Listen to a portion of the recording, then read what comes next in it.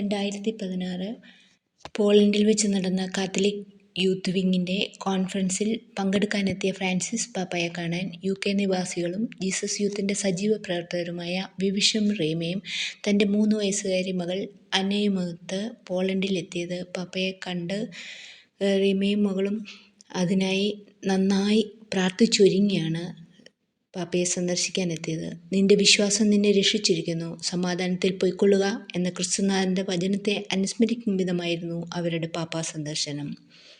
ശിശുക്കൾ എൻ്റെ അടുക്കൽ വരുവാൻ അനുവദിക്കുവിൻ, അവരെ തടയേണ്ട എന്ന യേശുവിൻ്റെ വചനം ശിരസാ വഹിച്ചുകൊണ്ട് ഫ്രാൻസിസ് പാപ്പ തന്നെ സന്ദർശിക്കാനെത്തുന്ന കുഞ്ഞുങ്ങളെ ആശീർവദിക്കുകയും അനുഗ്രഹിക്കുകയും ചെയ്യാറുണ്ടെങ്കിലും അവരിൽ നിന്നെല്ലാം വ്യത്യസ്തമായി 3 വയസ്സുകാരി അന്നമോൾ ആൾക്കൂട്ടത്തിൽ നിന്ന് പാപ്പ ഐ ലവ് യു എന്ന് ഉറക്കെ വിളിച്ചു പറയുന്നുണ്ടായിരുന്നു.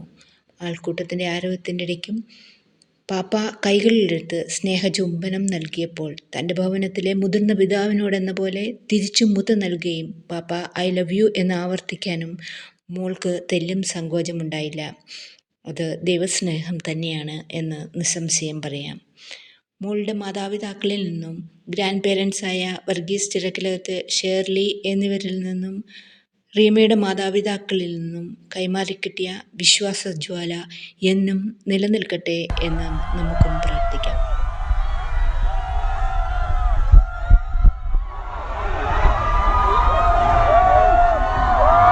വിവിഷിൻ്റെ ഇളയ സഹോദരൻ ഫാദർ ബിബിൻ ചിറക്കലകത്ത് എന്ന ആൻ്റണി ഇറ്റലിയിൽ വൈദികനായി ഇപ്പോൾ സേവനം ചെയ്യുന്നു. റോമിലായിരുന്ന കാലത്ത് 1-2 തവണ പാപ്പയെ സന്ദർശിക്കാനും പാപ്പയുടെ ക്രിക്കറ്റ് ടീമിൽ അംഗമാകുവാനും സാധിച്ചതിൽ അത്യധികം കൃതാർത്ഥനാണ്.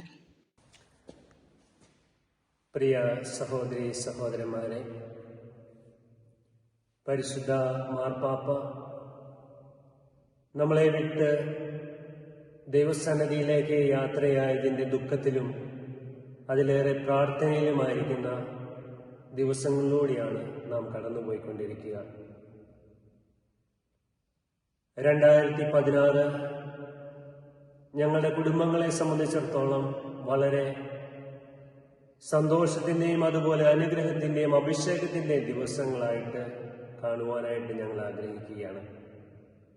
2016 ജൂലൈ 26 തൊട്ട് 31 വരെ പോളണ്ടിൽ വെച്ച് നടന്ന 15ാമത് യുവജനങ്ങളുടെ സമ്മേളനത്തിൽ പങ്കെടുക്കുവാൻ എൻ്റെ ജ്യേഷ്ഠനും എൻ്റെ ജ്യേഷ്ഠത്തിക്കും അവരുടെ മകളായ അന്നക്കുട്ടിക്കും ദൈവം ഒരു അവസരം ഒരുക്കി തന്നു. അതിനെ ദൈവാനുഗ്രഹത്തിൻ്റെ ദൈവാഭിഷേകത്തിൻ്റെയൊക്കെ ദൈവകരുതലിൻ്റെയൊക്കെ ഒരു അവസരമായിട്ട് ഞങ്ങളുടെ കുടുംബങ്ങൾ കാണുവാനായിട്ട് ആഗ്രഹിക്കുകയാണ്. ആ ദിവസങ്ങളെക്കുറിച്ച് ജ്യേഷ്ഠനിൽ നിന്നും ജ്യേഷ്ഠത്തിൽ നിന്നൊക്കെ ഞങ്ങൾക്ക് അറിയുവാനായിട്ട് സാധിച്ചത് അവരുടെ യാത്ര തുടങ്ങിയ സമയങ്ങളിലൊക്കെ അവർക്ക് ധാരാളം ബുദ്ധിമുട്ടുകൾ ഉണ്ടായിരുന്നു എന്നാണ്. പക്ഷേ ഈ ബുദ്ധിമുട്ടുകൾക്കിടയിലും അവര് ഒരുങ്ങിയിരുന്നു മാർപ്പാപ്പയെ കാണുവാനായിട്ട്, മാർപ്പാപ്പയുടെ അനുഗ്രഹം നേടിയെടുക്കുവാനായിട്ടൊക്കെ. അങ്ങനെയുള്ള ഒരു അവസരത്തിലാണ് അന്നക്കുട്ടിയെ മാർപ്പാപ്പ ആലിംഗനം ചെയ്യുന്നതും ദൈവാനുഗ്രഹം ഞങ്ങളുടെ കുടുംബത്തിലേക്ക് കടന്നു വരുന്നതും. ആ നിമിഷങ്ങളെ എപ്പോഴും ദൈവ അനുഭവത്തിൻ്റെ നിമിഷങ്ങളായിട്ട് കാണുവാനായിട്ടാണ് ഞങ്ങളുടെ കുടുംബങ്ങൾ ആഗ്രഹിക്കുക. ഞാൻ റോമിൽ സാധാരണ വൈദികരെ പോലെ പഠിച്ചുകൊണ്ടിരുന്ന സമയത്ത് 2 തവണ മാർപ്പാപ്പയുടെ ഓഡിയൻസിൽ പങ്കെടുക്കുവാനും അദ്ദേഹത്തെ നേരിട്ട് കാണുവാനൊക്കെ ദൈവം എനിക്കും ഇട നൽകി. എല്ലാ ഓഡിയൻസിന്റെയും അവസാനം അദ്ദേഹം ദൈവജനങ്ങളെ ഓർമ്മിപ്പിക്കുന്ന ഒരു കാര്യമുണ്ട്: നിങ്ങൾ മറന്നു പോകാതെ എനിക്ക് വേണ്ടി പ്രാർത്ഥിക്കണമേ എന്ന്. തുടർന്ന് നമുക്ക് പരിശുദ്ധ മാർപ്പാപ്പയുടെ ആത്മാവിനായിട്ട് മറന്നു പോകാതെ പ്രാർത്ഥിക്കാം. ദൈവം അദ്ദേഹത്തെ സ്വർഗരാജ്യത്തിലേക്ക് പ്രവേശിക്കുവാൻ ഇടവരുത്തട്ടെ. ഏറ്റവും ഇളയ സഹോദരൻ വിവേകും ആഷയും സിയമോളും എൻ്റെ ചേച്ചിയോടും ചേട്ടനോടുമൊപ്പം കരുണാപുരത്ത് സകുടുംബം ഇപ്പോൾ ഉണ്ട്. സത്യമായും ഈ മനുഷ്യൻ ദൈവപുത്രനായിരുന്നു എന്ന യേശുവിൻ്റെ മരണശേഷം ശതാധിപൻ പറഞ്ഞതുപോലെ പാപ്പയെക്കുറിച്ച് പറയുവാൻ ഞാനും ആഗ്രഹിക്കുന്നു.